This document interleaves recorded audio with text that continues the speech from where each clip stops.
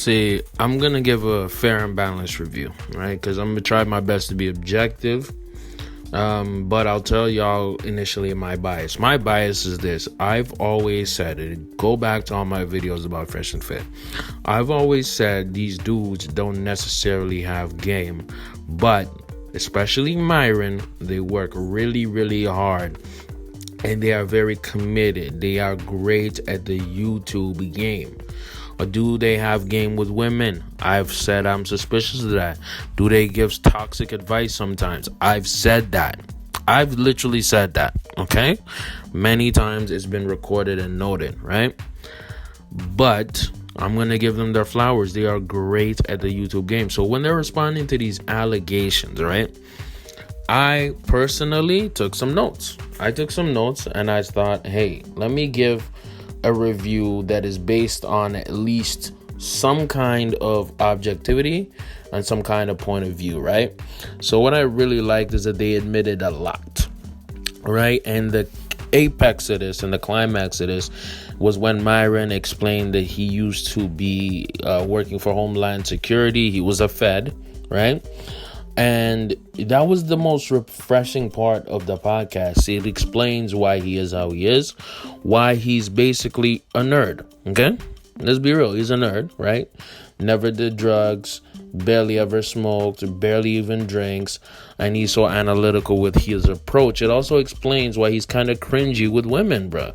Why he's sometimes an a-hole, you know what I'm saying? Why he does the Frank Castle thing, because he comes from that world. He comes with dealing with, like, he used to be a cop. He used to be like, you know what I'm saying, one of those Homeland Security. Those are basically FBI agents, bro. You know?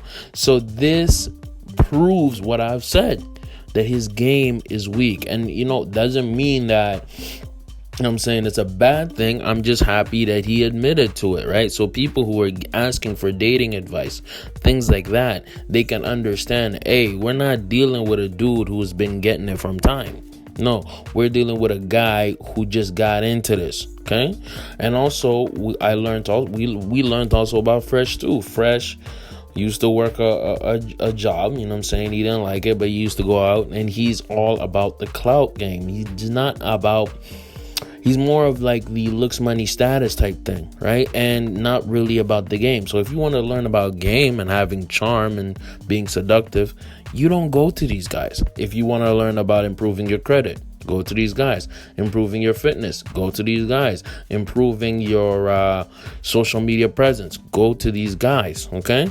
That doesn't take away from what they say. It just means that now we're a lot more informed about them, right? And now we know where to see them, okay? This is almost a similar criticism I have for Kevin Samuels. I don't think he's a game guy. I don't think he's a finesse guy. I just think that he's really good and great at certain things, but bad at others. Anyways, man, so let's break down what it is, right? So how they handled the Anna Quinn situation, I don't think that was great. I don't think that was great because they should have a lot, especially Myron, because he's the one who was directly involved. They should have had more humility in it, for the simple fact that, bruh, you went petty on her, hella petty, and it wasn't masculine. It wasn't quote unquote alpha. And me, I have a problem with the whole alpha thing, but long story short, right, even though there are texts that she didn't show, right, going back and forth with a female from all the way in California and y'all in Miami, getting her involved with your crew, your army of Fresh and Fit fanboys. Not a good look. You know what the best way to defeat somebody who's hating on you, who's giving you smoke? Ignore them, unfollow them, block them. Don't sink down to their level.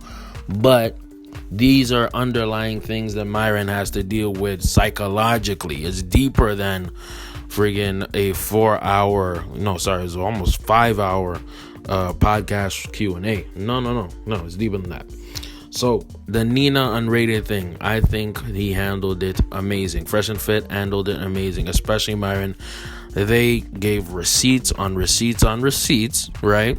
And that backfired on Nina Unrated and made her look like a clown because she was acting like a clown. They handled it professionally and well done. I wish I wish they had done this with Anna Quinn, because that's how it's supposed to be done. Do not mix business with pleasure, okay? Now, how did they handle the Miss Cheeks situation? So Miss Cheeks is apparently this lady that Myron got pregnant, quote unquote, allegedly. She showed him no proof of that. But what I really liked is I'm gonna give him like maybe like a B plus on this, because Myron, right, specifically recorded and has proof that she's not a reliable source, right? But at the same time, it makes Myron look like a major hypocrite, because dude is always against these OnlyFans girls, these OnlyFans thoughts, right? And it seems that he's gotten one pregnant, right? If you're dealing with a crazy thing, you don't get them pregnant. Like, it's almost like an unspoken rule. You feel me? You keep the condom on and you see it get flushed down, right? We're men, we have moments of weakness, but be smarter than that. You can't preach one thing and completely do the complete next thing, right? But that goes back to my very first point. These niggas don't have game like that. They have game in terms of YouTube, in terms of making money. That they're good at that game. But the game of dealing with women and stuff like that, I don't think Myron has it. I think Fresh has it a little bit. But even with that, I wouldn't trust him in that dealing. And the way he's handling Miss Cheeks is very telling. Is extremely telling, right? That charm, that finesse, that way to be masculine and get what you want.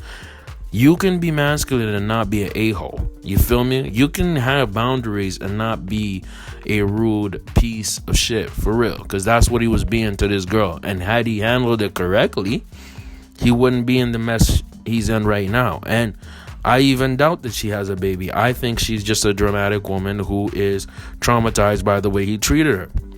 And this goes to the Kevin Samuels situation, right? So the Kevin Samuels situation, they were talking smack about Kevin Samuels, and the root cause of this was they wanted to go on live on their after-hours show at a specific time, right?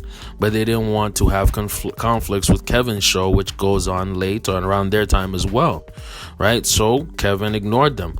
Long story short, O'Shea Duke Jackson had receipts and proof that these dudes were talking smack about Kevin Samuels. Now, here's the thing, right? What was Fresh and Fit really complaining about? They were complaining about, the very core of this was that they felt betrayed by Abba and Preach, two guests they had brought into Miami, treated as guests in their house, right? And then they felt betrayed by them making a video which basically went out against them and just shitting on them, real talk. But guess what? They were doing the same thing with Kevin Samuels. And that's the hypocrisy of it all. And then they tried to dress it up like, oh, we're competitive. We do talk smack sometimes. Well, bruh, that makes y'all look worse. That makes y'all look terrible, because the same thing you are complaining about is what y'all doing, which is pathetic and not honorable and not quote unquote alpha or masculine or whatever they want to go with. It's lame. Okay? Which leads me to the final point, which I think is probably going to be the most important one, which is how they dealt with their former employees, former co-workers, Allende and Large, right? Now, at a certain point, I was leaning towards Allende and Large because they had a good expose on them. They spoke some truth about their party, right? And then when Allende pulled up to their studio, right, to scrap it out, I shifted towards the Myron side. Because if you know a nigga is not trying to box you or give you the hands, then why are you going there to his house or his space, which is the studio, to catch these hands if he's not willing to catch those hands, right? So I was with Myron. Yeah, he has every right to protect himself with a pistol. Now, after he revealed that he had paid Allende, everything was good with them in terms of, burying the hatchet, I still leaned more so on the Allende and Large side for the simple fact that you have to really watch the way you treat people. You really have to watch the way that you communicate with people. You really have to watch the way you treat your day ones, right?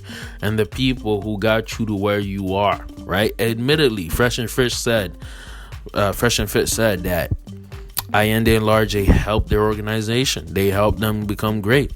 Now, because of one flop party, because that's what it was a flop party, flop turn up, it was grounds to quote unquote friend counsel them or get rid of them, right?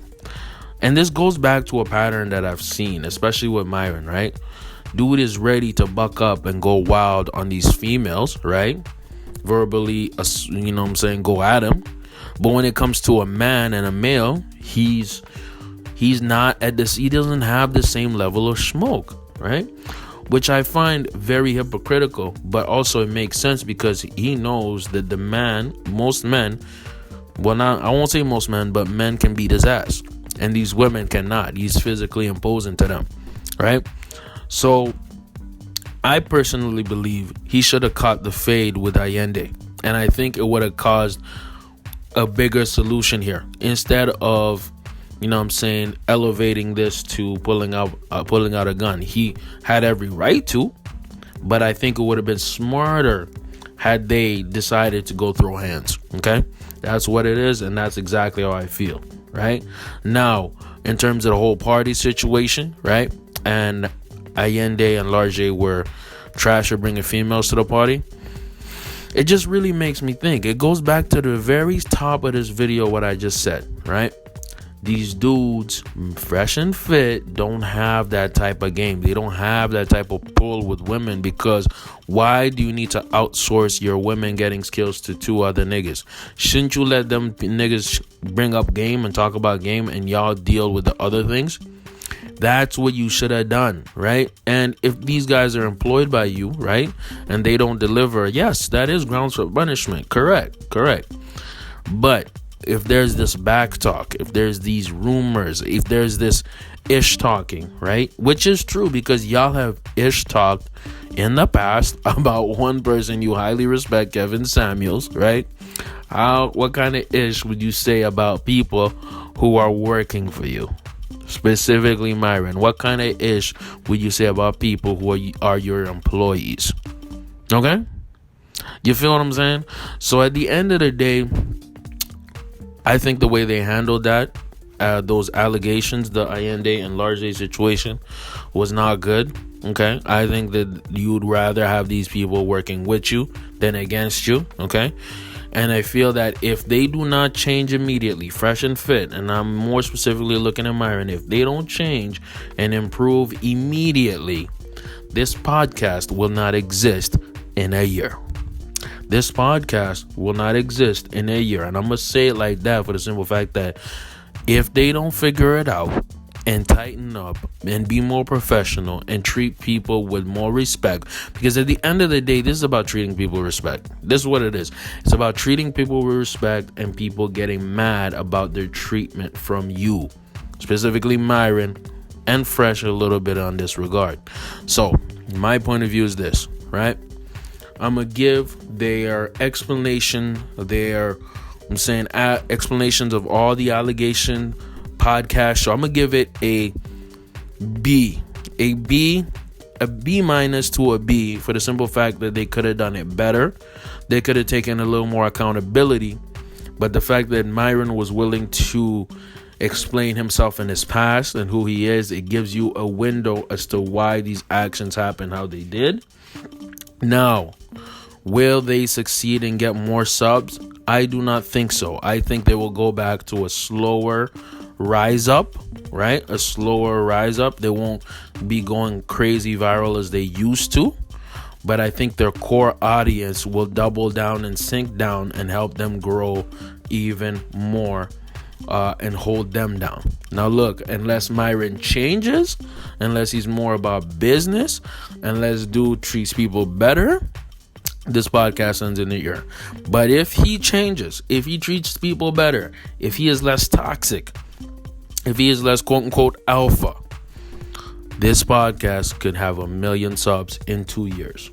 Dead ass. They could literally have a TV show. Because it's literally one of the most entertaining things on YouTube currently that we've all ever seen. Alright?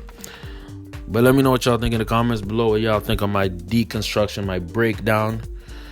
Super long video. But hey man, I'm out here. Like, comment, subscribe. Join the Patreon family. And I'm out, bro.